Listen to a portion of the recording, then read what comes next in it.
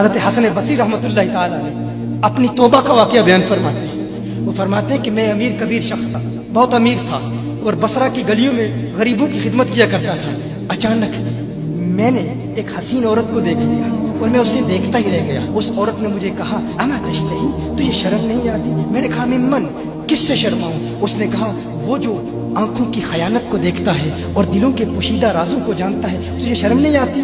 تجھے حیا نہیں آتی؟ کہا اس کا جملہ تو بہت بڑا تھا۔ حسن بصری اپنی توبہ کا واقعہ بیان فرما رہے ہیں، فرمایا اس کا جملہ تو بہت بڑا تھا، لیکن وہ اتنی حسین تھی، ایسی خوبصورت تھی، میں پھر بھی مسلسل اسے دیکھتا رہا اور دیکھتا ہی رہ گیا۔ اور پھر آخر اس نے کہا کیوں بار بار مجھے دیکھتا ہے؟ میں نے اس عورت کو کہا کہ تیری آنکھیں اتنی خوبصورت ہیں کہ تیری جھیل جیسی آنکھوں میں ڈوبنے کا جی چاہتا ہے۔ اس عورت نے کہا اچھا تو ایسی بات کرتا ہے، تو یہاں انتظار کر۔ وہ عورت اپنے گھر میں چلی جاتی ہے۔ تھوڑی دیر کے بعد کہا میں انتظار کر رہا تھا، تھوڑی دیر کے بعد اس کی خادمہ آتی ہے، اس کے ہاتھ میں ایک تشت ہے اور اس تشت کے اندر اس پر ایک کپڑا ہے۔ کہا میں نے کپڑا اٹھایا تو اس میں اس کی 2 آنکھیں تھیں۔ اس نے اپنی 2 آنکھیں نکال کے اپنی خادمہ کو دے دی کہ اس کی وجہ سے اس کا دل دین سے دور ہوا ہے، مجھے یہ آنکھیں نہیں چاہیے۔ کہا اس پر ایک کاغذ تھا، کاغذ پر لکھا ہوا تھا مجھے ایسی آنکھوں کی ضرورت ہی نہیں جس سے ایک مرد فتنے میں مبتلا ہو جائے۔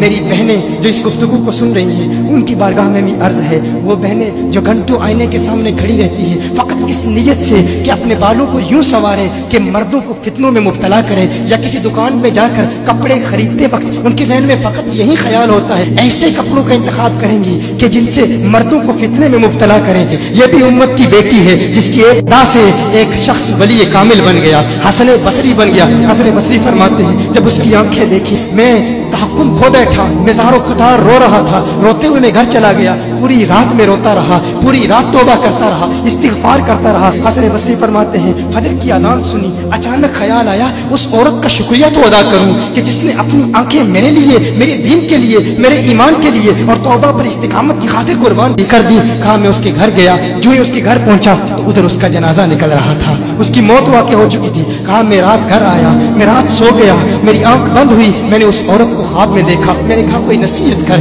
اس عورت نے کہا کہ جب تنہائی میں ہو اللہ کا ذکر کرتے رہو، اور جب صبح کرو تو استغفار کرو، شام کے وقت استغفار پڑھو۔ کہا میں نے اس وقت توبہ کر لی، ایک عورت میری توبہ کا سبب بنی، ایک عورت کی وجہ سے مجھے توبہ پر استقامت ملی۔ یہی حسن بصری پھر وہ واقعہ بھی آتا ہے، وہ دور بھی آتا ہے، ان کا ڈر کتنا ہے، ان کا تقوی کتنا ہے، پرہیزگاری کتنی ہے۔ یہی حسن بصری ایک دن ایک شخص نے حسن بصری رضی اللہ تعالی عنہ سے کہا ہے حسن بصری کیا آپ جانتے ہیں کہ جہنم سے جو شخص سب سے آخر میں جہنم سے نکالا جائے گا اور پھر یا حنانو یا منانو پڑھتا ہوا جہنم سے باہر نکلے گا؟ حسن بصری فرماتے ہیں کاش میں وہ شخص ہوتا، کاش میں وہ شخص ہوتا۔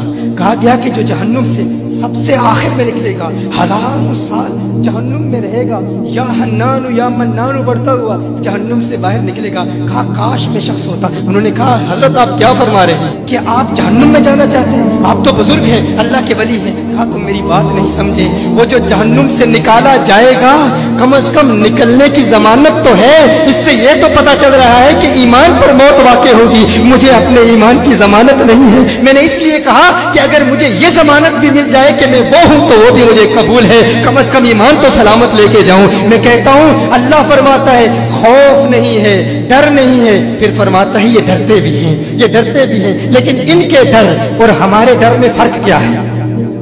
ان کے ڈر اور ہمارے ڈر میں فرق کیا ہے؟ وہ ایک سے ڈرتے ہیں، کسی دوسرے سے نہیں ڈرتے۔ فرق کیا ہے؟ وہ ایک سے ڈرتے ہیں، ایک سے ڈرتے ہیں، کسی دوسرے سے نہیں ڈرتے۔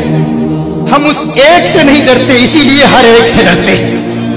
یہ فرق ہے، ہم اس ایک سے نہیں ڈرتے اسی لیے ہر ایک سے ڈرتے ہیں۔